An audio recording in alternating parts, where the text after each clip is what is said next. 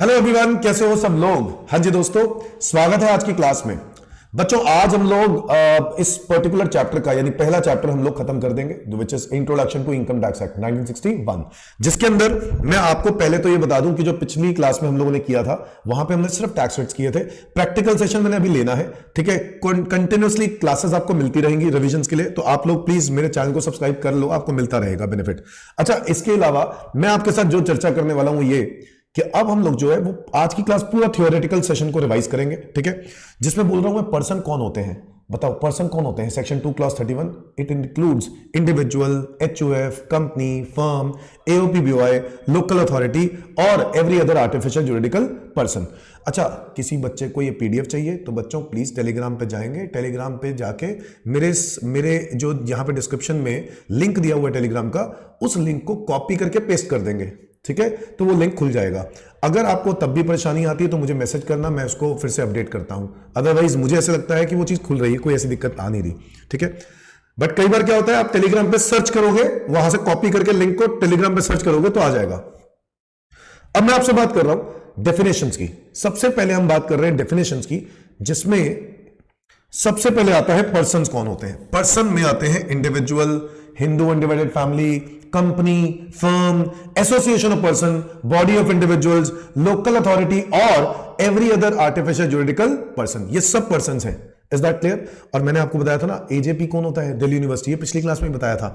अच्छा, AOP BOI के बारे में, भाई पर्संस का एसोसिएशन है ये, पर्संस तो कोई भी हो सकते हैं, और बीओआई में इंडिविजुअल्स का एसोसिएशन है, सिर्फ इंडिविजुअल होते हैं। Is that clear. क्या मोटिव होता है, प्रॉफिट भी हो सकता है, नॉन प्रॉफिट भी होता है, बट होता कॉमन है, कॉमन मोटिव होता है। हिंदू अनडिवाइडेड फैमिली वही बेटा जिसमें कर्ता होता है, जो कि हेड ऑफ द फैमिली होता है, जनरली मेल मेंबर होता है head of the family.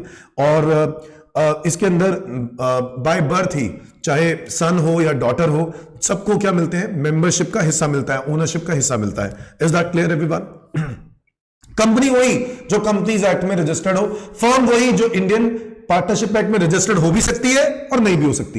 Is that clear. दोनों पॉसिबल है। हिंदू अनडिवाइडेड फैमिली की अगर आप मुझसे बात करोगे तो हिंदू अनडिवाइडेड फैमिली के अंदर मेजर आपको याद रखना है कि मेल्स मेंबर्स होते हैं। क्या पहले सिर्फ मेल मेंबर्स होते थे, धीरे धीरे करके उसको ठीक कर दिया गया, ठीक है। अच्छा, वैसे मेंबर्स को क्या बोलते हैं, को पार्टनर्स बोलते हैं। एचयूएफ में मेंबर्स को क्या बोलते हैं, को पार्टनर्स बोलते हैं। तो 6 सितंबर 2005 के बाद डॉटर्स को भी को पार्टनरी स्टेटस दे दिया गया है। ओके, अच्छा, इसके अलावा बाकी सब चीजें वैसे ही हैं जो आप लोग नॉर्मली पढ़ते ही हो। अच्छा, there are 2 school of Hindu law, है ना। एक है दया भागा स्कूल और एक है मिताक्षरा स्कूल। ये बात आप लोगों को पता है। जो दया भागा है वो वेस्ट बंगाल और असम में चलती है, और पूरे देश भर में बाकी जो है वो मिताक्षरा स्कूल के हिसाब से रूल्स चलते हैं, rest of India except West Bengal and Assam. तो वेस्ट बंगाल असम में वहां पे दया भागा स्कूल चलता है। और इसमें एक ही चीज का फर्क है, क्या है, does nobody acquires a right share in the property by birth as long as the head of the family is alive। यानी जो हेड ऑफ द फैमिली है यानी कर्ता, अगर कर्ता जिंदा है ना तो बच्चे वो प्रॉपर्टी का हिस्सा नहीं ले सकते। क्या ये बात समझ में आई। ये बात दयाभागा स्कूल में है जो कि स्पेशल है, जबकि मिताक्षरा स्कूल में ऐसा नहीं है। मिताक्षरा स्कूल में क्या समझाया गया कि भाई हिंदू अनडिवाइडेड फैमिली में जो भी मेंबर होंगे बाय बर्थ ही हिस्सेदार बन जाते हैं। Is that clear everyone. यानी one acquires the right of the family member by birth and not by succession irrespective of the fact that his elders are living। इससे कोई फर्क पड़ता नहीं है। तो चिल्ड्रंस यहां पर they don't have right in the property until unless कर्ता खुद जिंदा हो। अगर कर्ता की डेथ हो गई तब उस वक्त क्या किया जा सकता है, फादर की डेथ होने के बाद वो आगे जो भी एल्डेस्ट मेंबर होगा उसको वो प्रॉपर्टी का हिस्सा मिल जाएगा। Is that clear. तो केयर टेकर होते हैं, ये आगे कैरी फॉरवर्ड चलते रहते हैं। वेस्ट बंगाल और असम के अंदर, जो रेस्ट ऑफ द इंडिया में ऐसा नहीं होता है। रेस्ट ऑफ द इंडिया में by birth he family member rights मिलते हैं। आप लोगों ने क्या पढ़ा है, आप लोगों ने यही पढ़ा है। Is that clear. आपको वैसे भी यही पढ़ना है। कौन सा वाला, मिताक्षरा, ठीक है। आगे आ जाओ। कंपनी की बात करें तो कंपनीज एक्ट में जो रजिस्टर्ड होती है, कंपनी का मतलब आप लोग कंपनीज एक्ट में पढ़ चुके हो, Indian company, body corporate, institution, association. तो मेरे ख्याल से वो सब चीजें पढ़ने की जरूरत नहीं है, आप लोग कंपनीज एक्ट में पढ़ चुके हो। वही है।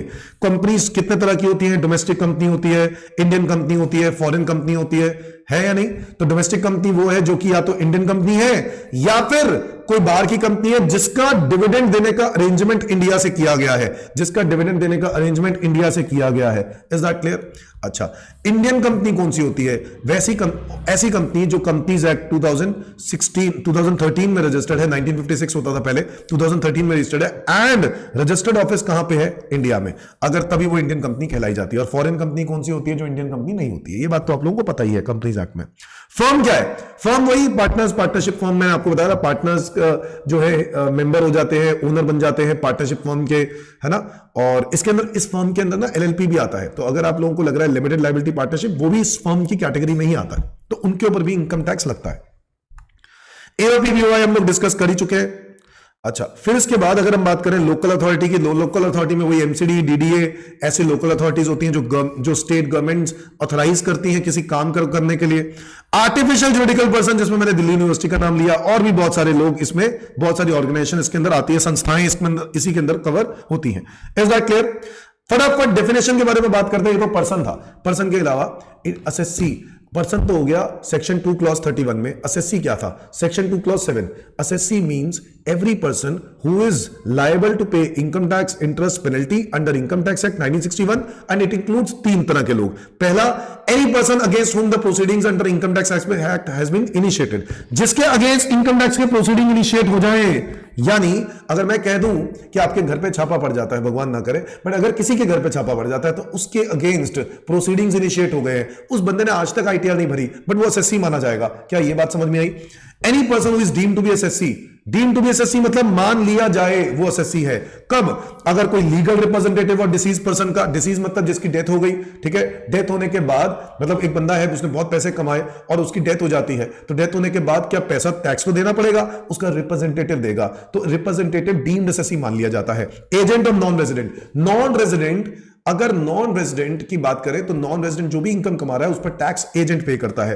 ट्रस्टी ऑफ एनी ट्रस्ट, किसी चैरिटेबल ट्रस्ट का जो ट्रस्टी होता है वो असेसी माना जाता है, डीम्ड असेसी मान लिया जाता है। Is that clear? A person who is deemed to be assessee in default, इसका मतलब क्या है? ऐसा पर्सन जो मान लिया जाता है असेसी इन डिफॉल्ट, ठीक है नहीं वो असेसी, मान लिया जाता है। For example, a person who is liable to deduct TDS। क्या ये बात हम लोगों ने पढ़ी है? अगर मैं एम्प्लॉयर हूं, आप मेरे एम्प्लॉई हो, और मेरे को आपकी सैलरी पे TDS काटना चाहिए था और मैंने नहीं काटा, तो गलती किसकी? एम्प्लॉयर की, तो मैं डीम्ड एसएससी माना जाऊंगा। क्या ये बात समझ में आई? या काट लिया, जमा नहीं कराया, तो भी मैं डीम्ड एसएससी माना जाऊंगा। Is that clear? तो 3 बातें हैं। Any person against whom income tax proceeding has been initiated। Number 2, a person who is deemed to be SSC, जिसका example legal representative of disease person या नॉन रेजिडेंट का कोई agent, जो non resident बाहर रहता है ना, उससे निकलवाना पैसा मुश्किल हो जाता है, तो इसलिए एजेंट को डीम्ड एसएससी बना लेते हैं। अच्छा, a person who is deemed to be assessee in default, a person who is deemed to be assessee in default. आगे आ जाओ, 27 के बाद आता है 28 असेसमेंट। ये क्या है? ये एक प्रोसीजर है by which income of assessee is determined by AO. तो एओ इनकम कैलकुलेट करता है, ठीक है, और वो उसके लिए प्रोसीजर, उसको हम लोग असेसमेंट बोलते हैं। अच्छा, ये असेसमेंट 2 तरह की होती है, नॉर्मल, जो आईटीआर वाली असेसमेंट होती है, नॉर्मल होती है, या फिर हो सकता है आपको नोटिस आ जाए तो आपको रीअसेसमेंट, आपकी इनकम की रीअसेसमेंट हो। जब आपकी इनकम हो जाती है थोड़े ही टाइम के बाद, 2 साल 3 साल बाद, आपकी पुरानी इनकम्स को रीअसेस करना पड़ जाता है। अगर इनकम टैक्स वालों को कोई भी शक होगा तो वो आपसे पूछने के लिए ऐसा काम कर सकता है, उसके लिए वो आपको नोटिस भेजता है, उसको रीअसेसमेंट कहते हैं। तो बच्चों बताओ, असेसमेंट क्या है? This is the procedure, section 2 clause 8 क्या बोलता है? This is the procedure by which income of assessee is determined by AO। क्या ये बात समझ में आई? अच्छा, असेसमेंट ईयर क्या है? It is a period of 12 months commencing from April 1 each। क्या ये वैसे मैं आपको जो समझाता हूं वो क्या होता है? असेसमेंट ईयर क्या होता है? टैक्स ईयर होता है। जिस ईयर में हम आईटीआर फाइल करते हैं उस ईयर को हम असेसमेंट ईयर बोलते हैं। आगे आ जाओ, प्रीवियस ईयर क्या है? सेक्शन 2 क्लॉज 34 एंड सेक्शन 3 कह रहा है as per section 234 previous year का मतलब है जो कि डिफाइन किया गया सेक्शन नंबर 3 में, और सेक्शन 3 में क्या बोला गया? Previous year means a financial year immediately preceding the assessment year. और असेसमेंट ईयर तो हम लोगों ने ऊपर ही पढ़ लिया था, क्या पढ़ा था? It is a period of 12 months commencing from April 1 each। तो मतलब जो असेसमेंट ईयर हुआ उससे पहले वाला जो साल होता है उसी को हम लोग प्रीवियस ईयर बोलते हैं। Is that clear everyone? Income, क्या ये वो इनकम्स हैं जिस पर हमें टैक्स पे करना है? हाँ। तो इनकम की डेफिनेशन क्या एग्जाम में आ सकती है? देखो आ भी सकती है, हम लोग ये नहीं वेट कर सकते कि भाई एग्जाम में आएगी तब हम लोग पढ़ना स्टार्ट करेंगे। तो भैया अभी से ही पढ़ना स्टार्ट करो, हो सकता है तुम्हारे एग्जाम में आ जाए, तो इसलिए याद करो इनकम की डेफिनेशन सेक्शन 2 क्लॉज 24 में आती है और इसके अंदर क्या क्या आता है? Profit and gains, dividend. अब सारे पॉइंट्स नहीं याद कर सकते क्योंकि इनकम की डेफिनेशन बहुत बड़ी है, तो आपको कुछ पॉइंट्स में आपको मार्क करूंगा जो याद करने हैं। Profit and gains, dividend, dividend समझते हैं, प्रॉफिट एंड गेन्स समझते हैं, वॉलंटरी कॉन्ट्रीब्यूशन यानी डोनेशन। अगर कोई डोनेशन रिसीव कर रहा है बाय ट्रस्ट, डोनेशन रिसीव कौन कर रहा है? Trust, which is created Holi और पार्टली फॉर चैरिटेबल और रिलीजियस पर्पस। अगर कोई ट्रस्ट खुला है चैरिटेबल या रिलीजियस पर्पस के लिए और उसके लिए आपको क्या डोनेशंस रिसीव होती हैं, तो वो जो डोनेशंस मुझे रिसीव हुई है ना, वो इनकम है। Is that clear everyone? अच्छा, इसके अलावा क्या हो सकता है? कोई भी परक्विजिट मिला हो, परक्विजिट मतलब फैसिलिटीज, या फिर profit in lieu of salary हो अंडर सेक्शन 17, ये बातें आप पढ़ चुके हैं। परक्विजिट्स वो भी इनकम है, profit in lieu of salary वो भी इनकम है। अच्छा, कोई अलाउंस मिले या कोई बेनिफिट मिले अदर देन परक्विजिट। कोई अलाउंस का मतलब क्या होता है? एक फिक्स्ड पेमेंट मिलती है खर्चे करने के लिए। तो अगर मेरे कोई खर्चे हैं और खर्चों करने के लिए कंपनी मुझे फिक्स पेमेंट देती है तो वो भी मेरी इनकम है। Is that clear everyone? वो भी मेरी इनकम है। उस इनकम पर भी मुझे गवर्नमेंट को क्या देना होता है? टैक्स पे करना होता है। ओके। अच्छा, इसके अलावा deemed profit under section 41 and section 59। 41 and 59 में हम लोग पढ़ेंगे और 41 में हम लोग पढ़ते हैं ऑलरेडी पीजीबीपी के अंदर, और 59 पढ़ते हैं हम कहां पे? अदर सोर्सेज में। पता है क्या पढ़ते हैं? इसमें एग्जांपल्स होते हैं कि अगर कोई भी नुकसान है जिसको आपने बुक कर लिया पीएनएल अकाउंट में और वो नुकसान कल को रिकवर हो जाता है, उसको डीम प्रॉफिट बोलते हैं। क्या ये बात समझ में आई? So basically recovery of any loss is called as deem profit. क्या ये बात समझ में आई? अच्छा, पीजीबीपी में भी यही पढ़ा है, उसमें कुछ 3-4 पॉइंट्स हम लोग पढ़ते हैं और अदर सोर्सेज में भी यही लिखा है। मैं एग्जांपल के तौर पे इसका बैड डेट्स रिकवर्ड का एग्जांपल दे सकता हूं कि मान लो मैंने कोई बैड डेट थे जो मैंने नुकसान बुक कर लिया, 2 साल बाद वो रिकवर हो गए, तो क्या वो मेरी इनकम बन जाएगी? हाँ। कोई भी ऐसा टैक्स, मान लो मैंने कोई टैक्स दिया, गवर्नमेंट ने मुझे रिफंड दे दिया, जब टैक्स दिया था तो मैंने पीएनएल में डिडक्शन ले ली, अब वो टैक्स का जो है वो रिफंड हो गया। कौन सा टैक्स? इनकम टैक्स नहीं, जीएसटी, कस्टम ड्यूटी, उसका गवर्नमेंट ने मुझे रिफंड दे दिया तो वो मेरी इनकम बन जाएगी। Is that clear everyone? PGBP, profit and gains of business and profession, हम लोगों ने पढ़ा है, सेक्शन नंबर 28 में कवर होता है। आगे कैपिटल गेन, ये कहां कवर होता है? सेक्शन नंबर 45 में कवर होता है। ठीक है। अच्छा, winning from lottery, crossword puzzles, races including horse races, card games, betting, ये सब इनकम्स हमारी इनकम है जिस पर हमें गवर्नमेंट को टैक्स देना होता है। आपको तो पता ही है, इन सब इनकम्स पर टैक्स गवर्नमेंट को जनरली कितना देना होता है? 30%। Okay. Any sum receive by assessee from his employee as a contribution to PF. अगर मैं एम्प्लॉयर हूं और आप मेरे एम्प्लॉई हो, मैं आपको सैलरी देते वक्त आपका पीएफ का पैसा काट लेता हूं, आपको सैलरी देते वक्त आपका पीएफ का पैसा काट लेता हूं, तो अगर मैं पीएफ का पैसा काट लेता हूं तो क्या मुझे जेब में डालना है? नहीं, वो आपके लिए पीएफ ऑर्गेनाइजेशन में जमा कराना है, बट मैंने नहीं करवाया, तो गवर्नमेंट कहता है ये आपकी इनकम मान ली जाएगी। क्या मान ली जाएगी? इनकम मान ली जाएगी। Is that clear? अच्छा, any sum receive under keyman insurance policy, कोई भी कीमैन इंश्योरेंस पॉलिसी में जो भी सम मिले, बच्चों बताओ कीमैन इंश्योरेंस पॉलिसी क्या होती है? बच्चों हम लोगों ने पढ़ा है, कंपनी एक अपने इंप्लॉइज में से कोई एक पर्सन कीमैन मान लेती है जो कि कंपनी का बहुत इंपॉर्टेंट पर्सन होता है, उसकी कंपनी इंश्योरेंस करा लेती है। अच्छा, उससे क्या होता है? उससे ये होता है कि कंपनी को डर होता है कि अगर कल को कंपनी, अगर वो उस बंदे की डेथ हो गई है ना, तो कंपनी का नुकसान हो जाएगा बहुत बड़ा, क्योंकि उसको एक तो कंपनी के सारे सीक्रेट्स पता है, प्लस उसको नॉलेज है कंपनी को कैसे चलाना है, तो मेरा एक बहुत बड़ा एसेट जो है वो मतलब मेरा खराब हो जाएगा, तो मेरी कंपनी बर्बाद हो जाएगी। तो मैं कंपनी का डर है, इस वजह से मैं क्या चाहता हूं कि मैं उसकी इंश्योरेंस करा दूं। तो इंश्योरेंस कंपनीज ये इंश्योरेंस अलाउ करती है, परमिट करती है, आप कर सकते हो कीमैन इंश्योरेंस पॉलिसी। अच्छा, तब जब भी कभी उस कीमैन की डेथ होगी, नेचुरल डेथ जब भी होगी, तो उस पैसा मिलेगा कहां से? इंश्योरेंस कंपनी से। वो क्लेम मिलता है, वो क्लेम जनरली कंपनी को मिलता है, इसलिए कंपनी के कौन से हेड में मिलता है? पीजीबीपी। बच्चों क्या हम लोगों ने इसमें कई वैरायटीज पढ़ी हैं? हाँ, ये क्लेम कंपनी को मिलता है, पीजीबीपी हेड में टैक्सेबल होगा कंपनी के। अगर ये क्लेम इंप्लॉई के रिप्रेजेंटेटिव्स को मिलता है तो कहां जाएगा दोस्तों? Other sources. अगर ये क्लेम किसको मिलता है? अगर ये क्लेम इंप्लॉई को ही मिलता है, मान लो इंप्लॉई की डेथ हो जाती है, इंप्लॉई को मिल जाता है, तो कौन से इनकम में जाएगा? सैलरी इनकम में। सॉरी, इंप्लॉई की डेथ नहीं होती है। ठीक है, डेथ होने के तो 2 रीजन हो गए भाई। डेथ होने की वजह से तो 2 केसेस में पैसे मिलेंगे। बताओ कहां कहां पैसे मिलेंगे? सारे बच्चे बताओ, डेथ होने की वजह से पैसे कहां मिलेंगे? या तो इंप्लॉयर को मिलेंगे, और अगर इंप्लॉयर चाहे, अगर इंप्लॉयर को मिले तो पीजीबीपी, और अगर इंप्लॉयर चाहे तो रिप्रेजेंटेटिव्स को दे दे पैसा। और अगर रिप्रेजेंटेटिव्स को कुछ पैसा भी दे दिया तो रिप्रेजेंटेटिव्स की कौन सी इनकम हो गई, अदर सोर्सेस। अच्छा, डेथ नहीं हुई है, डेथ नहीं हुई है, फिर भी पॉलिसी मैच्योर हो गई, पॉलिसी मैच्योर होने पर कंपनी ने पैसा दिया, इंश्योरेंस कंपनी ने, तो कहां जाएगा, तो हो सकता है इंप्लॉयर वो पैसा किसको गिफ्ट कर दे, इंप्लॉय को। ऐसे केस में वो इंप्लॉय की प्रॉफिट इन लिeu ऑफ सैलरी होती है। ये बात हम लोग आने वाली क्लासेस में पढ़ते हैं। Is that clear?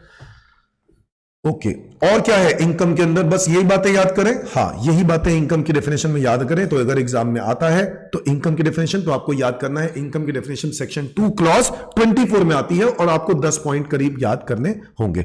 Is that clear? अच्छा, आपको एक और बात बता दूं, any sum receive as any sum of money receive, ये वाला विदाउट कंसिडरेशन और फॉर इनएडिक्वेट कंसिडरेशन, क्या आपको पता है इन एक्सेस ऑफ 50,000, अगर मुझे मैं कोई प्रॉपर्टी खरीदता हूं या मुझे कोई प्रॉपर्टी मिलती है विदाउट कंसिडरेशन, जिसका डिफरेंस कितना है 50,000 रुपए से ज्यादा, सो अगर मुझे कोई 60,000 रुपए का गिफ्ट करता है, 60,000 रुपए कैश दे देता है, 70,000 चेक दे देता है, तो वो मेरी इनकम मान ली जाती है और उस इनकम पर मुझे क्या देना होता है, tax under the head other sources. Is that clear everyone? ठीक है, तो ये सब चीजें हमें याद करनी है इसके अंदर इनकम की डेफिनेशन में। आगे आ जाओ, इसके अलावा और क्या है, सेक्शन 2 क्लॉज 25A इंडिया है, जिसके अंदर 5 पॉइंट्स आते हैं। पहला point, territory of India as per article 1 of the constitution, जिसके अंदर भाई यूनियन टेरिटरीज की बात की गई है, स्टेट्स के बारे में बात की गई है, तो आपको पता होना चाहिए the territory of India as per article 1 of the constitution. अच्छा, और क्या आता है इंडिया के अंदर, टेरिटोरियल वाटर्स 12 नॉटिकल माइल, याद है 12 नॉटिकल माइल्स। सी बेड, सी बेड क्या होता है दोस्तों, जो कोस्ट एरिया होता है वहां से जो समुंदर की जो कोस्टल एरिया से समुंदर है, बेसिकली सारा का सारा समुंदर जो है उसको सी बेड बोला जाता है। जो अपनी लैंड के ऊपर वाला समुंदर है, लैंड के ऊपर वाला, क्या इस तरीके से ये वाला जो एरिया है, ये वाला जो एरिया है, ये वाला, ये सारा का सारा क्या है, सी बेड है। और सबसॉइल होता है अंदर को, ठीक है, इस लैंड के जो अंदर है उसको सबसॉइल बोलते हैं। गवर्नमेंट कहता है कि ये जो सबसॉइल है ना, चाहे वो यहां पर भी हो, सबसॉइल यहां पर भी हो सकता है, ये लैंड जो है नीचे, ठीक है, ये ऊपर समुंदर है, तो वो सब सबसॉइल है और सबसॉइल भी इंडिया है। कॉन्टिनेंटल शेल्फ क्या है, इसको हम लोग कॉन्टिनेंटल शेल्फ बोलते हैं, जो कि हमारी कॉन्टिनेंट से कनेक्टेड होती है, उस शेल्फ को कॉन्टिनेंटल शेल्फ बोलते हैं। तो मैंने आपको कई बार एग्जांपल दिए हैं कॉन्टिनेंटल शेल्फ के, कि जो ये लैंड का एरिया होता है, ये वाला जो एरिया होता है ना, ये वाला जो ऊपर से है, ये सारा का सारा कॉन्टिनेंटल शेल्फ का कहलाता है और ये बहुत नीचे तक जाता है। बोलो कहां तक जाता है, जहां तक हमारी लैंड, जहां तक हमारा अर्थ, जो अर्थ के क्रस्ट तक जाता है, बेसिकली यहां तक समुद्र स्टार्ट हो जाता है ना, यहां पे ऊपर समुद्र आ जाता है, बट नीचे ये जो एरिया है, ये सारा का सारा कॉन्टिनेंटल शेल्फ कहलाता है। Is that clear everyone? अच्छा, एक होता है एक्सक्लूसिव इकोनॉमिक जोन, वो भी इंडिया है, up to 200 nautical mile. Exclusive economic zone 200 nautical miles तक का होता है। अच्छा, आपको याद होगा 1 nautical mile is equal to 1.853 kilometres, ठीक है, ये छोटी मोटी चीजें एमसीक्यूज में पूछी जा सकती हैं। Any other specified maritime zone, कोई और जोन अगर इंडियन गवर्नमेंट ने डिक्लेयर किया हो तो वो भी इसके अंदर आ सकता है। तो बताओ 5 चीजें हो गई। पहला, the territory defined in article 1 of the constitution. अच्छा, नंबर 2 और क्या, टेरिटोरियल वाटर्स, सी बेड, सबसॉइल और कॉन्टिनेंटल शेल्फ और एक्सक्लूसिव इकोनॉमिक जोन, और कोई भी स्पेसिफाइड मैरीटाइम जोन हो वो भी इंडिया कैटेगराइज किया जा सकता है। Is that clear everyone? मुझे बताओ एक बारी सारे सेक्शंस फटाफट रिवाइज करते हैं, सारे सेक्शंस। सबसे पहले इंडिया में अभी हम लोगों ने क्या पढ़ा, एक तो हम लोगों ने पढ़ा सेक्शन 2 क्लॉज 7, वो क्या है, assessee. 2 clause 8 assessment, 2 clause 9 assessment year, 2 clause 24 क्या है, income, 2 clause 25A India, 2 clause 31 person, 2 clause 34 previous year, और सेक्शन 3 भी क्या है, प्रीवियस ईयर। यहां तक हम लोग कर चुके हैं। इनकम क्या है, तो दोस्तों इनकम के भी कई वैरायटीज हैं। क्या फॉर्म ऑफ इनकम पढ़ना जरूरी है, क्या हमें जब कोई इनकम देता है तो क्या जरूरी है कि मॉनेटरी फॉर्म में दो, नहीं, काइंड में भी दे सकता है। मॉनेटरी हो या काइंड हो, दोनों ही टैक्सेबल होंगे। Is that clear everyone? Legal और इलीगल फॉर्म, लीगल भी इनकम हो सकती है, इलीगल भी हो सकती है। मैं कह रहा हूं आपने डकैती करी है, कुछ भी किया है, वो इलीगल फॉर्म है। अगर इलीगल फॉर्म है तब भी वो इनकम मानी जाएगी और गवर्नमेंट को कोई फर्क नहीं पड़ता, उस पर टैक्स लगेगा। तो लीगल हो या इलीगल हो, दोनों टैक्सेबल होती है। इसके अलावा एक कॉन्सेप्ट होता है, उसको बोलते हैं application of income and diversion of income. What is application? पैसा आने के बाद उसको इस्तेमाल करना, यूज करने को एप्लीकेशन बोलते हैं। तो अगर मैं कहता हूं कि मेरे पास कुछ 10 लाख रुपए आए और मैंने उस 10 में से 2 लाख रुपए की शॉपिंग कर ली, तो जो 2 लाख की शॉपिंग है वो एप्लीकेशन ऑफ इनकम है। तो क्या टैक्स 10 पे लगेगा या 8 पे लगेगा? 10 पे ही लगेगा। तो 10 में इसका मतलब है 8 के अंदर वो 2 और ऐड कर दिए गए हैं, हाँ, क्या ये बात समझ में आ रही है? सो application of income means use of income after it reaches in the hand of assessee. It is income as per Income Tax Act. Therefore, the essentials of the concepts of application of income under the provisions of the Income Tax Act are: number 1, income accrues to the assessee, earn किया गया है. number 2, income reaches to the assessee. number 3, income is applied to discharge an obligation. भाई जो obligation आपने बनाई है वहां use कर ली. मेरी क्या obligation थी? पार्टी करना. या मैंने क्या किया, मैंने कब पे मैंने शॉपिंग कर ली, मैंने ये बोला था ना अभी शॉपिंग कर ली. तो अगर मैंने शॉपिंग कर ली, ये मैंने जो ऑब्लिगेशन है ये मेरी सेल्फ इंपोज्ड है और उसकी तरफ मैंने उस पैसों को क्या कर दिया, खर्च कर दिया. गवर्नमेंट क्या कहता है? Still it is your income. Is that clear? तो application of income is income untaxable होगा वो. Is that clear? But diversion of income क्या है? इनकम आने से पहले सोर्स ही किसी और को दे दिया. अगर मैं अपनी प्रॉपर्टी वाइफ को गिफ्ट कर देता हूं, वैसे गिफ्ट वैसे जो है हम लोग पढ़ेंगे क्लबिंग ऑफ इनकम के अंदर, बट हालांकि इसमें एग्जांपल आप ये मत लो कि गिफ्ट कर देता हूं, प्रॉपर्टी मैंने बेच दी. तो अगर मेरे को इनकम आने से पहले ही मैंने प्रॉपर्टी बेच दी तो क्या होगा? अगर मैंने इनकम आने से पहले ही प्रॉपर्टी बेच दी, किसी को बेच दी, वाइफ को बेच दी या किसी को बेच दी, ऐसे केस में वो मेरी इनकम मेरे को टैक्सेबल नहीं होगी, वो इनकम डाइवर्ट हो जाएगी. जिसको सोर्स दिया गया उसको डाइवर्ट हो जाएगी. Is that clear everyone? तो diversion of income means use of income before it reaches in the hand of assessee. So it is exempt under income tax act. Exempt, इस पर कोई टैक्स नहीं लगता. देयरफॉर द एसेंशियल्स आर, आपने source divert किया है, income नहीं. Source divert करोगे तो इनकम ऑटोमेटिकली डाइवर्ट हो जाएगी. Is that clear? और income is applied to discharge and obligation is on source of income. तो कौन इनकम को यूटिलाइज करेगा? जिसके हाथ में सोर्स है वो ही इसको इस्तेमाल करेगा, क्योंकि उसी को टैक्सेबल होने वाली है income. Is that clear? Okay. फिर हम लोगों ने पढ़ना है रेगुलर और कैजुअल रिसिप्ट. बच्चों एक बहुत सिंपल सी बात है. रेगुलर का मतलब क्या है? जो बार बार होता है. जब कुछ चीज बार बार होती है वो रेगुलर है. और इसका मतलब है अगर मैं सैलरी की बात करूं, रेंट की बात करूं, इंटरेस्ट की बात करूं, कोई ऐसी इनकम है जो रेगुलर होता है, वो मेरी इनकम है. Is that clear? Casual receipt मेरे को कभी कभार मिलता है. इनकम गवर्नमेंट कहता है ये भी है, जैसे कभी कभार मिलने वाली ये भी इनकम होती है. बट गवर्नमेंट ने बोला देखो कैजुअल रिसिप्ट में चाहे वो कभी कभार मिलता है, उसमें कैजुअल किसको बोलते हैं? जो तुक्के से कमाई जाती है, जैसे कि winning from lottery, crossword puzzles. आपको याद है मैं अपनी भाषा में इसको क्या बोलता हूं? गंदी income.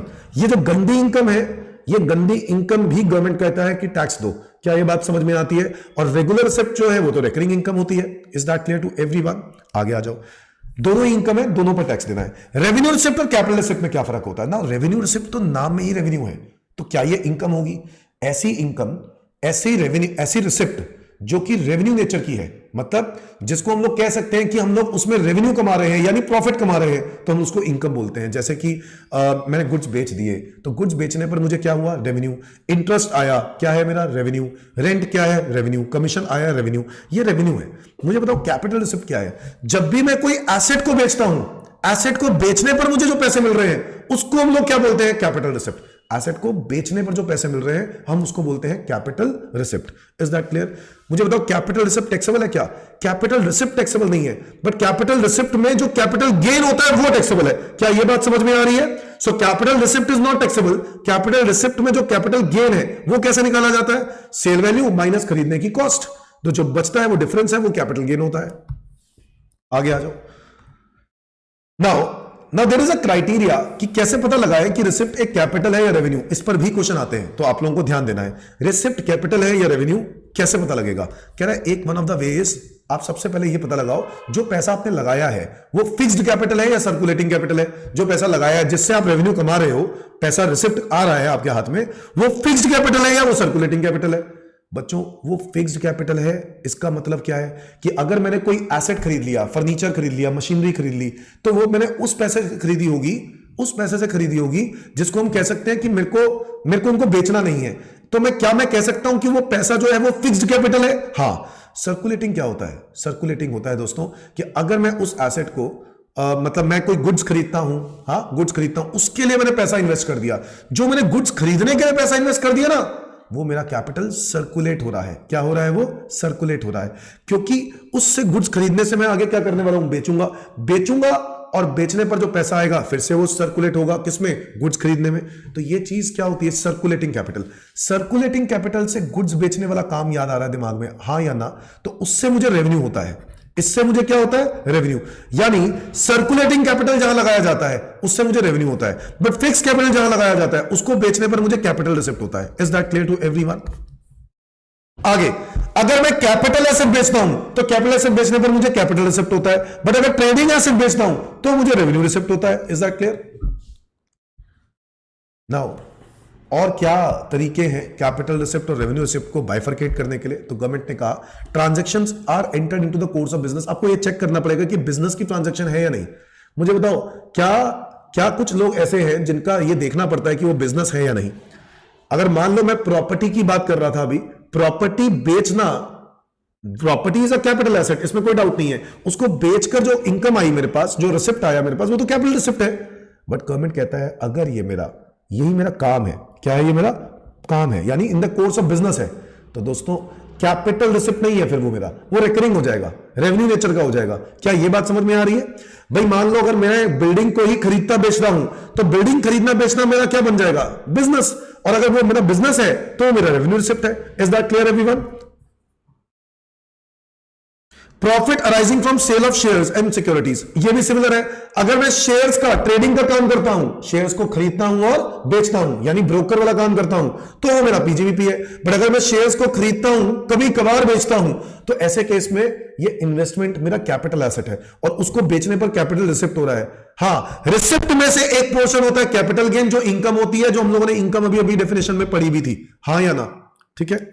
So profit arising from sale of shares and securities में आपको यह बात देखनी होती है कि वो बिजनेस है या नहीं। अगर बिजनेस है तो वो मेरा पीजीबीपी इनकम होगी, बिजनेस इनकम होगी। बट अगर वो मेरा बिजनेस नहीं है तो मेरा कैपिटल गेन होगा। Is that clear everyone? A single transaction can it constitute income? हाँ, can it constitute business? Yes, it can constitute business. क्या आप लोगों ने बचपन में यही सीखा है कि एक ट्रांजैक्शन का बिजनेस नहीं होता है, बार बार होना चाहिए? हाँ, बट इनकम टैक्स वाले कहते हैं नहीं, इससे कोई फर्क नहीं पड़ता। अगर एक भी ट्रांजैक्शन हुई है तो वो भी बिजनेस मानी जा सकती है। Is that clear everyone? So repetition of the transaction is not necessary. तो ये बात आपकी जनरल नॉलेज के लिए। Single transaction. लिक्विडेटी डैमेजेस क्या होते हैं? जब कभी दो पार्टीज के बीच में कॉन्ट्रैक्ट लिक्विडेट हो जाता है, यानी ब्रीच हो जाता है, ऐसे ब्रीच ऑफ कॉन्ट्रैक्ट में आपको एक डैमेजेस पे करने पड़ते हैं। कौन पे करता है? भाई जिसने गलत काम किया, जिसने वो टर्म्स का उल्लंघन किया, वो बंदा पार्टी पैसा देगा। किसको देगा? जो पार्टी, जिस पार्टी के साथ आपका कॉन्ट्रैक्ट हुआ था, उसको पैसा देगा। तो उन लिक्विडिटी डैमेजेस यानी ब्रीच ऑफ कॉन्ट्रैक्ट में जो पैसा मिलता है वो दूसरी पार्टी की इनकम है, इसमें कोई डाउट नहीं है। Is that clear? अच्छा, क्या ऐसे ही कॉन्ट्रैक्ट एजेंसी एग्रीमेंट्स भी होते हैं? हाँ, प्रिंसिपल और एजेंट का एग्रीमेंट है। अगर वो टर्म्स फुलफिल नहीं होती हैं, चाहे प्रिंसिपल की तरफ से चाहे एजेंट की तरफ से, तो ऐसे केस में एग्रीमेंट ब्रीच हो जाता है और ब्रीच में पेमेंट देनी पड़ती है। वो जो ब्रीच में पेमेंट देनी पड़ती है ना, वो उस दूसरी पार्टी के लिए क्या है? इनकम है। Is that clear everyone? दूसरी पार्टी के लिए क्या है? इनकम है। अच्छा, क्या है ये? क्या ये रेवेन्यू माना जाएगा या ये कैपिटल रिसिप्ट माना जाएगा? इसमें आपको ये समझना है, क्या ये रेवेन्यू रिसिप्ट है, कैपिटल रिसिप्ट है? क्या ये आपको हमेशा आता रहेगा? नहीं, ये कैपिटल रिसिप्ट है। क्या कॉम्पेंसेशन और टर्मिनेशन ऑफ एजेंसी, क्या ये रेवेन्यू रिसिप्ट है? नहीं, ये भी कैपिटल रिसिप्ट है। बट क्या ये इनकम है? हाँ, ये इनकम है। बच्चों, इसको इनकम की डेफिनेशन के अंदर डाला गया है। Hence it is a capital receipt in the hand of assessee. ये इसमें कैपिटल रिसिप्ट है, इसमें कोई डाउट नहीं है, बट ये कैपिटल रिसिप्ट भी इनकम है। इसको इनकम की डेफिनेशन में डाला गया है ब्रीच ऑफ कॉन्ट्रैक्ट में। क्या मैं आपको बताऊंगा पीजीबीपी चैप्टर, तो पीजीबीपी चैप्टर में ब्रीच ऑफ कॉन्ट्रैक्ट के बारे में बात करूंगा। Is that clear everyone? अच्छा, compensation on termination of agency. अगर मैं एजेंसी टर्मिनेट करता हूं, उस पर जो पैसा मिलता है वो भी क्या होगा? वो भी मेरी है तो कैपिटल रिसिप्ट ही, बट वो कैपिटल रिसिप्ट भी मेरी बिजनेस की इनकम मानी जाती है। ये बात हम पीजीबीपी चैप्टर में पढ़ेंगे। आगे आ जाओ। गिफ्ट क्या है? गिफ्ट भी कैपिटल रिसिप्ट है, बट गिफ्ट जो है वो इनकम होती है under the head other sources. तो ये एक इनकम है under the head other sources. बच्चों याद है, 50,000 से ज्यादा गिफ्ट हो, कितना? 50,000 से ज्यादा गिफ्ट हो तो पूरा अमाउंट टैक्सेबल है। यानी गिफ्ट मिले हैं मान लो 60,000 का, तो पूरा 60,000 टैक्सेबल है under the head other sources. Is that clear everyone? अब एक बात समझते हैं दोस्तों, हमें एक नॉर्मल रूल हमें पता है कि प्रीवियस ईयर की जो इनकम होती है ना, उस पर टैक्स लगता है असेसमेंट ईयर में। ये बात याद है सबको? प्रीवियस ईयर की इनकम पे टैक्स असेसमेंट ईयर में लगता है। But there are some exceptions where previous year की इनकम पे टैक्स प्रीवियस ईयर में लग जाता है। ये देखो, ये सारे पॉइंट्स हैं, पांचों पॉइंट्स। ठीक है, कौन कौन से हैं? सेक्शन याद करो। सेक्शन नंबर 172, 174, 175, 174A और 176, 5 है। बताओ फिर से, 172 क्या था? Non resident shipping business. 174 क्या था? पर्सन लिविंग इंडिया, जो इंडिया छोड़ के जा रहा है। 174A क्या था? डिसोल्यूशन ऑफ एओपी और बीओआई, याद आ रहा है? और 175 क्या था? Transfer of sale of asset. और 176 क्या था? Discontinued business. मैंने कहा अगर कोई पर्सन नॉन रेजिडेंट है जो कि इंडिया में शिपिंग बिजनेस चला रहा है, शिपिंग बिजनेस का मतलब क्या है कि यहां पर वो लोग गुड्स को यहां से एक्सट्रैक्ट करते हैं, मतलब गुड्स को लेके जाते हैं। कहां लेके जाते हैं? दूसरे देश में। तो क्या मैं शिपिंग बिजनेस में गुड्स या पैसेंजर्स दोनों का काम कर सकता हूं? हाँ। तो अगर कोई नॉन रेजिडेंट इंडिया में आया है और फिर इंडिया से कमा के चला जाएगा, तो इंडियन गवर्नमेंट कहती है भाई जितना भी टाइम तूने इंडिया में कमाया है उतने टाइम का तो टैक्स देके जा। तो कैप्टन ऑफ द शिप के ऊपर ऑब्लिगेशन होती है। क्या ये अगले साल टैक्स देगा असेसमेंट ईयर में? नो। वैसे तो असेसमेंट ईयर में देना चाहिए सबको, पर सेक्शन 172 कहता है कि एओ के पास पावर है कि वो उनसे टैक्स कब ले सकता है? प्रीवियस ईयर में ले सकता है। मतलब इनकी असेसमेंट ईयर में नहीं होगी, प्रीवियस ईयर में ही होगी। क्या ये बात मतलब कई लोग बच भी जाते होंगे ऐसे? हाँ, बच भी जाते हैं। बट क्या तब उनको आईटीआर असेसमेंट ईयर में भरनी चाहिए? असेसमेंट ईयर में तो भरनी चाहिए। Is that clear? Assessment year में भरनी चाहिए। एओ को लगता है कि अगर कोई पर्सन जा रहा है इंडिया से, उसको पहले ही पकड़ लो और उससे टैक्स पहले ही पकड़ लो ड्यूरिंग द प्रीवियस ईयर। 174 में भी क्या है? पर्सन लिविंग इंडिया छोड़ के जा रहा है हमेशा के लिए। अब मुझे बताओ, अगर वो इस असेसिंग ऑफिसर को पता चलता है कि कोई इंडिया छोड़ के जा रहा है, तो इनकम टैक्स वाला क्या करेगा? कह रहा है कि आप उनसे टैक्स लोगे उस डेट तक जिस डेट पर आप इंडिया छोड़ के जा रहे हो। तो 1 अप्रैल से लेके उस डेट तक जिस डेट पर आप इंडिया छोड़ के जा रहे हो, उस डेट पर जो भी आपने इनकम कमाई है उस इनकम पे टैक्स गवर्नमेंट को देके जाओगे। Is that clear? उसको बोलते हैं पर्सन लिविंग इंडिया। अच्छा, डिसोल्यूशन ऑफ एओपी बीओआई, ये क्या है? अगर मैं कहता हूं कि आने वाले टाइम में कोई एसोसिएशन है जो डिसॉल्व होने वाली है, कोई बॉडी ऑफ इंडिविजुअल्स का ग्रुप है जो डिसॉल्व होने वाला है, अगर मुझे पता साल के बीच में कहीं पे वो डिसोल्यूशन होने वाला है, तो 1 अप्रैल से लेकर जिस डेट पर डिसोल्यूशन आ रहा है उस डेट तक की जितनी भी इनकम हुई उस इनकम पे गवर्नमेंट कहता है टैक्स दे दो। 174A, ए से एओपी याद करना। 175 क्या है? ट्रांसफर और सेल ऑफ एसेट। अगर मैं कहता हूं कि मैंने ड्यूरिंग द ईयर एसेट किसी को बेच दिया है, तो अगर 1 अप्रैल से लेकर जिस डेट तक, और वही एसेट है जिसपे मैं कुछ इनकम कमा रहा हूं, जैसे मैं कोई प्रॉपर्टी है, प्रॉपर्टी में रेंट कमा रहा हूं और ये रेंट वाली प्रॉपर्टी मैंने किसी को बेच दी ड्यूरिंग द ईयर, तो 1 अप्रैल से लेकर उस डेट तक जिस डेट पर मैंने प्रॉपर्टी बेची उस डेट तक की तो इनकम मेरी है ना, तो उस इनकम पे टैक्स मुझे प्रीवियस ईयर में ही देके जाना है। समझ में आया पॉइंट? अच्छा, डिसकंटिन्यूड बिजनेस क्या है? अगर मैं कोई बिजनेस को डिसकंटिन्यू कर देता हूं, मतलब ड्यूरिंग द ईयर, और अगर एओ को शक हो जाता है कि कोई बंदा बिजनेस बंद करने वाला है, तो ऐसे केस में क्या होगा? ऐसे केस में 1 अप्रैल से लेके उस डेट तक जिस डेट पर बिजनेस को डिसकंटिन्यू किया गया है उस डेट तक की जितनी भी इनकम होगी उस इनकम पे गवर्नमेंट को टैक्स देना पड़ेगा प्रीवियस ईयर में ही, असेसमेंट ईयर तक की वेट नहीं होगी। तो बताओ एक बार सारे सेक्शंस। सेक्शन 172 क्या है? Non resident shipping business. 174 person living India. 174A dissolution of AOP BOI. 175 transfer और सेल ऑफ एसेट। और 176 discontinued business. Is that clear? ना एक और बड़ा ऐसा है ना, बहुत इंपॉर्टेंट कॉन्सेप्ट होता है previous year for undisclosed source of income. बच्चों, जो हमारा पहला क्वेश्चन आता है या एमसीक्यूज आते हैं ना, वो जनरली इन्हीं में से आते हैं, तो एमसीक्यूज पर ध्यान देना, वो इन्हीं में से आते हैं।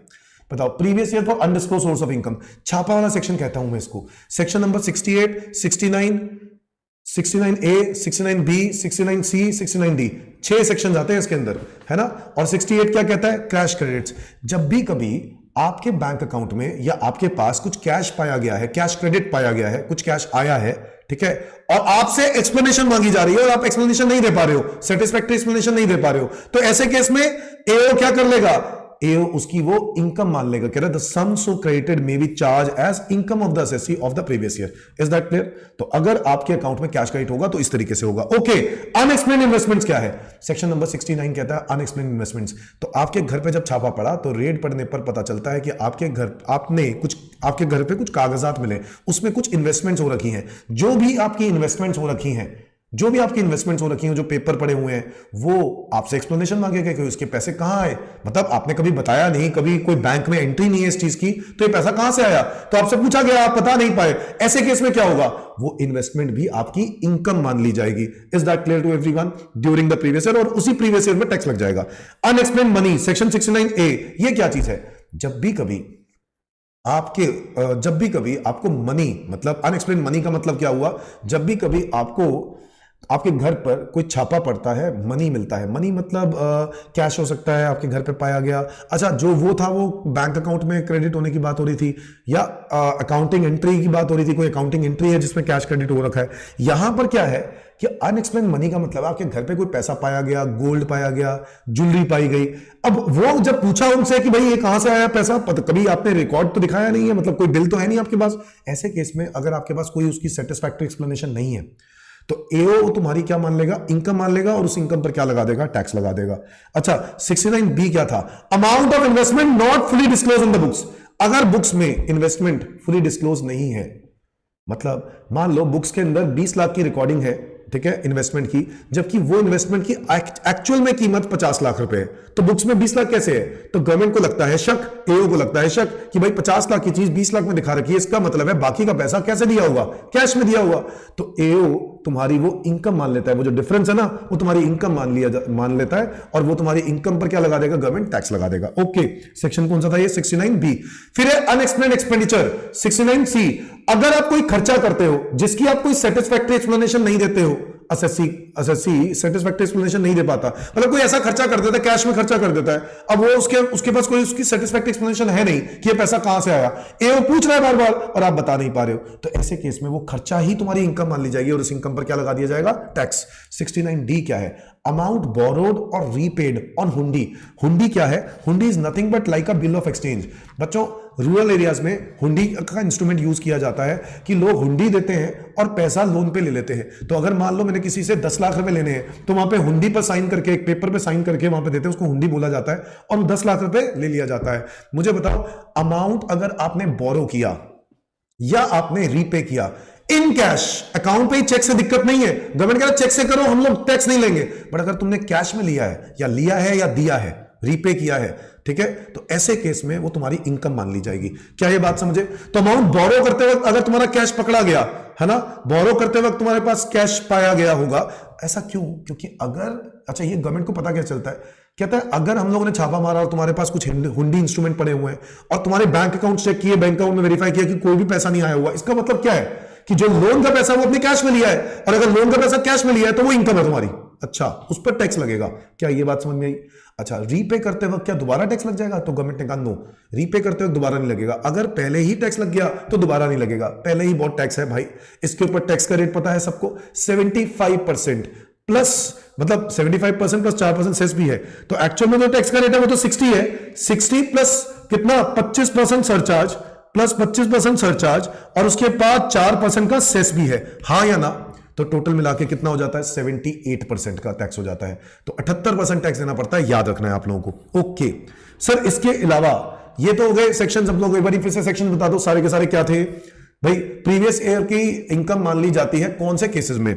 6 केसेस में। Section 68 cash credit, 69 unexplained investments, 69A unexplained money, 69B amount of investment not fully disclose, 69C unexplained expenditures, और 69D अमाउंट बोरोड और रीपेड ऑन हुंडी।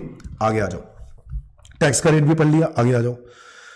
नाउ एक और इंपॉर्टेंट कंटेंट है which is sources of income tax law. Exam में question आ सकता है कि इनकम टैक्स लॉ कैसे कैसे बना है, इनकम टैक्स लॉ से कैसे कैसे बना है।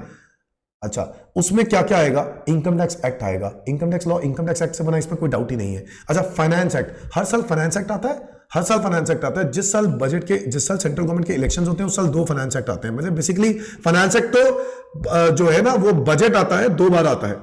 मैं ये कहना चाह रहा हूं कि जो फाइनेंस एक्ट है उसके अंदर कुछ अमेंडमेंट्स आते हैं, वो चेंजेस लेके आते हैं। क्या ये बात समझ में आती है? जो फाइनेंस एक्ट में चेंजेस लेके आते हैं उसके पहले शेड्यूल के 4 पार्ट्स होते हैं। क्या ये हम लोगों ने पिछली क्लास में पढ़ लिया था? हाँ, कोई बात नहीं, फिर से रिवाइज कर लेते हैं। पार्ट 1 क्या था? Tax rates. पार्ट 2 क्या था? TDS rates. पार्ट 3 क्या था? TDS on salary and advance tax. और पार्ट 4 क्या था? Rules for computing net agriculture income. ये हम लोगों ने पिछली क्लास में किया था। सो इनकम टैक्स एक्ट हो गया, फाइनेंस एक्ट हो गया, इनकम टैक्स रूल्स। बच्चों पता है आप लोगों को सीबीडीटी के पास पावर है इनकम टैक्स रूल्स बनाने की, to frame rules. Section number बताओ, 295। Is that clear? सॉरी 295। और ये हो गया सर्कुलर्स और notifications, section 119। Is that clear? तो इशू सर्कुलर नोटिफिकेशन, ये दोनों की दोनों पावर्स किसके हाथ में थी? सीबीडीटी के हाथ में थी, हाँ या ना? सो 119 पावर देता है सीबीडीटी को कि वो सर्कुलर नोटिफिकेशन इशू कर सके। सर्कुलर्स किसके लिए होते हैं? क्लैरिफिकेशन देने के लिए। कोई भी कानून में क्लैरिफिकेशन देनी है, गाइडेंस देनी है, तो उसके लिए सर्कुलर इशू किया जाता है। और नोटिफिकेशन किस लिए होते हैं? ड्यूरिंग द ईयर कोई भी अमेंडमेंट लेके आना है, कोई रूल अमेंड करना है, चेंज करना है, तो उसके लिए नोटिफिकेशन इशू किया जाता है। क्या ये बात समझ में आ रही है? और रूल्स क्या होते हैं? रूल्स होते हैं इनकम टैक्स के प्रोसेस को रन करने के लिए। तो अगर मैं कहता हूं कि आईटीआर भरनी है, तो आईटीआर के प्रोसेस के लिए रूल्स होते होंगे। वो जो रूल्स हैं, अगर उसमें कुछ चेंजेस लेके आते हैं, कुछ तब्दीलियां होती हैं, तो वो सीबीडीटी लेके आता है वो भी। अच्छा, इनकम टैक्स रूल्स 1962 है, याद रखना। इनकम टैक्स रूल्स 1962 है, इनकम टैक्स एक्ट 1961 है। ठीक है। अच्छा, इसके अलावा हाई कोर्ट के जो डिसीजन होते हैं, सुप्रीम कोर्ट के डिसीजन होते हैं, वो भी पार्ट ऑफ लॉ बन जाते हैं, हाँ या ना? वो भी सोर्स ऑफ लॉ बन जाते हैं, वो भी इनकम टैक्स लॉ का हिस्सा है। तो बताओ इनकम टैक्स लॉ के हिस्से कितने हैं? 6। नंबर 1 इनकम टैक्स एक्ट 1961, इसके बाद इनकम टैक्स रूल्स 1962, इसके अलावा circular notification, finance act, supreme court और हाई कोर्ट के जजमेंट्स। Is that clear? बच्चों, क्या यह बात भी जाननी बहुत जरूरी है कि टैक्स प्लानिंग क्या होती है, इवेजन क्या होता है, अवॉइडेंस क्या होता है, मैनेजमेंट क्या होता है? हाँ, प्लानिंग क्या है? लीगल वे टैक्स बचाने को हम लोग टैक्स प्लानिंग बोलते हैं। जैसे कि अगर मुझे पता है कि आज मैं टैक्स बेनिफिट लेने के लिए डिडक्शंस क्लेम कर सकता हूं under section 80C to 80U, हाँ, वो बात और है कि वो मैं ओल्ड रिजीम में कर सकता हूं, न्यू रिजीम में नहीं कर सकता हूं। तो ये प्लानिंग है। ये क्या है? प्लानिंग है। क्या ये बात समझ में आती है? इसको बोलते हैं प्लानिंग। टैक्स बचा सकते हो लीगल रस्तों से। इवेजन क्या है? चोरी करना। ये गलत है, ये इलीगल रूट है। जैसे सेल को कम दिखाना, इससे इनकम टैक्स क्या हो जाएगा? कम। अच्छा, या फिर खर्चे बढ़ा देना, इससे क्या होगा? प्रॉफिट कम हो जाएगा। तो प्रॉफिट कम हो गया तो इनकम टैक्स कम हो जाएगा। तो ये इवेजन है, इसको बोलते हैं टैक्स की चोरी करना। ये इलीगल रूट है, समझ गए? अच्छा, टैक्स अवॉइडेंस क्या है? आप टैक्स देना ही नहीं चाहते, आप टैक्स देना ही नहीं चाहते। इसका मतलब क्या है? आप टैक्स इसलिए नहीं देना चाहते, तो आप लूप होल्स फाइंड आउट करते हो। क्या फाइंड आउट करते हो? Loop holes. मतलब इनकम टैक्स लॉ में कहां कहां कमियां हैं, वो फाइंड आउट करने की कोशिश करते हो, और वो जहां जहां भी कमियां हैं, उस कमियों का फायदा उठाने की कोशिश करते हो। Is that clear everyone? तो tax avoidance is an exercise where assessee legally takes the advantage of loopholes in the act. Is that clear? और फिर इसके बाद है टैक्स मैनेजमेंट। ये क्या है? ये एक प्रोसीजर है to comply with the provision of law. Ultimately दोस्तों, जो लॉ बनाया गया है, उस लॉ के प्रोसीजर को फॉलो करना बहुत जरूरी है। तो ये टैक्स का मैनेजमेंट है। It is a procedure to comply with the provisions of law. तो बच्चों, आपको अगर लॉ के प्रोविजंस, अगर लॉ बना दिया गया है, लॉ के कुछ सेक्शंस हैं, और अच्छा लॉ के लिए कोई डेट्स हैं कि इस डेट तक आपको ये रिटर्न फाइल करनी है, तो उस रिटर्न का काम देखेगा कौन? टैक्स मैनेजमेंट देखेगा। तो ये टैक्स मैनेजमेंट एक प्रोसेस है कि टाइमली सब कुछ हो। क्या ये बात समझ में आई? अच्छा, ताकि ड्यू डेट्स अगर मिस कर दी तो पेनल्टीज और इंटरेस्ट फेस करनी पड़ सकती है। यस, इसलिए टैक्स मैनेजमेंट जरूरी होता है हर कंपनी में। तो बताओ, टैक्स प्लानिंग, इवेजन, टैक्स की अवॉइडेंस, और क्या है? Management. Is that clear? Now next is basis of charge. Section number है 4। सेक्शन नंबर है 4। कहता है बेसिस ऑफ चार्ज क्या है?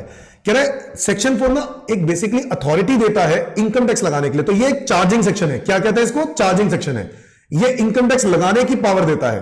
कहता क्या है? कह रहा है tax shall B charge at the rates prescribe by the act. तो जो भी एनुअल फाइनेंस एक्ट रेट देता है, उस रेट के थ्रू ही हम लोग टैक्स लगाते हैं। तो दोस्तों, एनुअल फाइनेंस एक्ट में टैक्स रेट्स कहां दिए होते हैं? शेड्यूल 1 के पार्ट 1 में। बोलो हाँ या ना? अभी तो पढ़ा। ठीक है। Tax shall B charge at the rates prescribed for the year by annual finance act. The charge is on every person कौन होते हैं बताओ? every individual, HUF, company, firm, AOP, BOI, local authority or every other artificial juridical person. अच्छा, tax is chargeable on total income earned during the previous year and not on assessment year. क्या ये बात भी हमें पता है कि previous year की income पे टैक्स लगता है, assessment year में नहीं? बट हाँ, कई exceptions are there. previous year की income पे टैक्स previous year में ही लग जाता है। बताओ कौन से केस में? सेक्शन 172, 174, 174A, 175 और 176। फिर इसके अलावा tax shall be levied in accordance with and subject to the various provisions contain in the act. ठीक है, तो जो एक्ट के अंदर बातें लिखी गई हैं, उस एक्ट के रिलेवेंट बातों को अप्लाई करते हुए ही टैक्स कैलकुलेट किया जाएगा। Is that clear? जहां जहां एग्जेम्पशन है वो अप्लाई करना है, मतलब उन सब बातों को देखते हुए। जैसे अभी न्यू रिजीम और ओल्ड रिजीम का लफड़ा है कि नहीं? तो बताओ, this section is a backbone of the law. क्या है ये? बैकबोन ऑफ द लॉ है of income tax in so far as it serves as the most operative provisions of the act. The tax liability brings from this section, मतलब tax liability यहीं से आती है। क्या ये बात समझ में आती है? ओके, बेसिस ऑफ चार्ज, तो इनकम टैक्स का बेसिस ऑफ चार्ज है सेक्शन नंबर 4। फिर आ जाता है बच्चों स्टेप्स टू लेवी टैक्स। सबसे पहले क्या काम करना है? रेजिडेंशियल स्टेटस निकालना है। तो किसी का भी टैक्स निकालने से पहले उसकी इनकम जाननी है और उसकी इनकम निकालने से पहले उसका स्टेटस जानना है। तो रेजिडेंशियल स्टेटस सबसे पहले निकालना हमारा काम होना चाहिए। रेजिडेंशियल स्टेटस निकालने से क्या होगा, हमें पता चल जाएगा कि अगर आप इंडिया के आरओआर हो, अगर आप इंडिया के आरओआर हो तो हर तरह की इनकम पे टैक्स इंडिया में देना होता है। क्या ये बात हम लोग पहले भी पढ़ चुके हैं? हाँ, कहीं से भी कमाओ टैक्स कहां देना होगा? इंडिया में। अच्छा, आरओआर की जगह पे अगर आप आरएनओआर होते हो, resident but not ordinary resident, तो वहां पर ना इनकम ऑलमोस्ट सारी इनकम्स पे टैक्स देना है, सिर्फ एक इनकम को छोड़ के।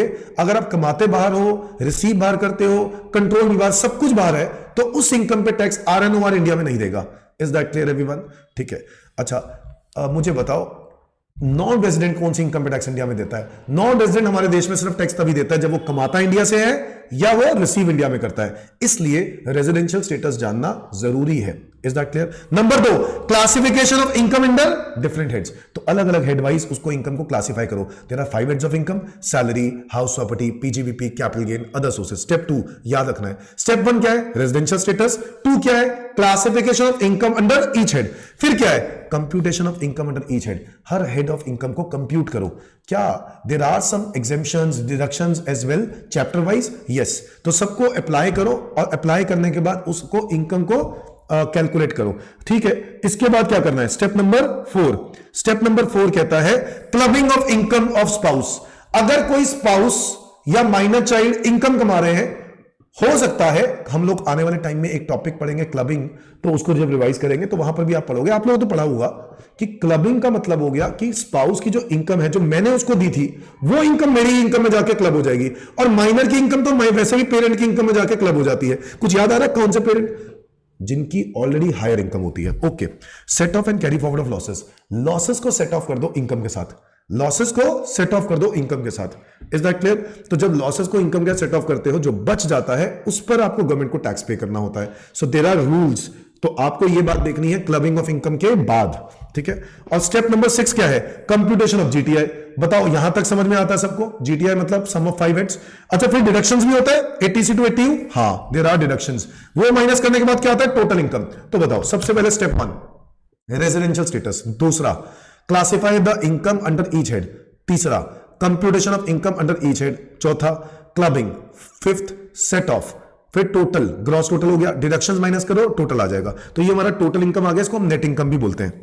अच्छा, फिर इसके बाद क्या करना है? टैक्स रेट्स अप्लाई करने हैं। क्या अप्लाई करने हैं? Tax rates. अच्छा, क्या टैक्स रेट्स अप्लाई करने के बाद टैक्स निकल आएगा तो क्या रिबेट भी देना होगा? हाँ। अच्छा, सरचार्ज भी हो सकता है? सरचार्ज तब होता है जब इनकम 50 लाख क्रॉस कर जाए। और रिबेट कब होता है? जब इनकम, अगर मैं ओल्ड रिजीम की बात करूं तो 5 लाख से कम है। बट क्या हमें पता है कि there is a new regime जो कि आप को लेनी ही पड़ेगी? हाँ। तो इसका मतलब है आपको बाय डिफॉल्ट तो न्यू रिजीम ही चलेगी ना। तो 7 लाख रुपए तक की इनकम पे 25,000 रुपए की रिबेट मिलेगी। ये वाला कैलकुलेशन आपको आईटीआर में होके आएगा। हालांकि आपको लगता है कि आपको लगता है कि ये वाला आपको क्या कहते हैं, जो रिजीम है ये फॉलो नहीं करनी है, तो आप ओल्ड रिजीम में जा सकते हो। Is that clear everyone? अच्छा, हेल्थ एजुकेशन सेस भी ऐड कर देंगे। फिर चेक करेंगे एएमटी। क्या? एएमटी। अगर आप एएमटी चेक करोगे, आपको याद होगा एएमटी आपको एडजस्टेड बुक प्रॉफिट पे देना पड़ता था। ठीक है, कम से कम इतना टैक्स देना पड़ता था इफ एप्लीकेबल। क्या ये भी एप्लीकेबिलिटी देखनी होती है? हाँ। अच्छा, अंडर ऑप्शनल टैक्स रिजीम, क्योंकि जो ओल्ड रिजीम है ना उसी के अंदर एएमटी एप्लीकेबल है। न्यू रिजीम में तो एएमटी एप्लीकेबल ही नहीं है। Is that clear everyone? फिर इसके बाद स्टेप चेक करो कि क्या आपको डिफॉल्ट टैक्स रिजीम यानी न्यू रिजीम में फायदा हो रहा है या फिर आपको ओल्ड रिजीम के तरीके से टैक्स पे करना चाहिए। दोनों को चेक करोगे, जो दोनों में से कोई तरीका बेटर होगा वो वाला तरीका अपनाओगे। Step number 13। स्टेप 14, जो भी आपका एडवांस टैक्स और टीडीएस है, जो आपका कटा है, वो टीडीएस और एडवांस टैक्स आपको वहां पे इंफॉर्मेशन देनी होगी कि नहीं देनी होगी? देनी होगी। स्टेप नंबर 15, भाई ऑटोमेटिकली जब आप एडवांस टैक्स और टीडीएस का दिखा दोगे अमाउंट, फिर क्या आएगा? टैक्स पेबल या रिफंडेबल।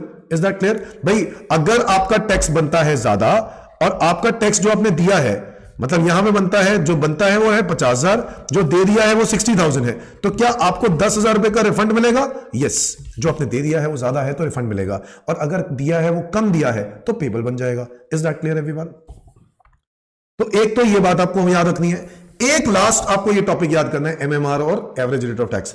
आपको याद है मैंने बताया था दूसरे देशों के साथ कंपेयर करने के लिए एमएमआर और एवरेज रेट ऑफ टैक्स काम करते हैं। और एवरेज रेट ऑफ टैक्स का मतलब क्या है कि आपकी जो इनकम टैक्स है उसको मैं ये देखना चाहता हूं कि मैं ₹1 की इनकम पे कितना टैक्स गवर्नमेंट को देता हूं। So average rate of tax का मतलब है the rate arrive by dividing the amount of income tax calculated on total income by total income. तो अगर मैं कह रहा हूं मेरी इनकम 1 लाख है और टैक्स मेरा 10,000 है, तो इसका मतलब क्या हुआ? इसका मतलब हो गया 10 पैसे। इसका मतलब है ₹1 पर मैं 10 पैसे का टैक्स देता हूं, यही मतलब हुआ। इसको बोलते हैं average rate of tax. What is MMR? MMR ना किसी भी देश का हाईएस्ट टैक्स है। और वो कब लगाया जाता है? एक इंडिविजुअल को कितना हाईएस्ट टैक्स देना पड़ता है? 30 प्लस उसके बाद क्या लगता है? सरचार्ज। क्या सरचार्ज न्यू रिजीम में हाईएस्ट कितना हो गया है? 25। तो 25% हाईएस्ट हो गया है। 30 पर 25% करेंगे तो 7.5 यानी टोटल हो गया 37.5। अब इसके ऊपर 4% सेस भी लगा दो तो ये हो जाएगा टोटल मेरे ख्याल से 39%। तो आज के टाइम पे इंडिया में एमएमआर 39 है, किसी देश में 40 है, किसी देश में 41 है। तो एमएमआर इज हाईएस्ट, जो ज्यादा से ज्यादा अमीर इंसान पे कर सकता है टैक्स, वो ये पे करना होगा। Is that clear to everyone? वहां पे ये काम आएगा।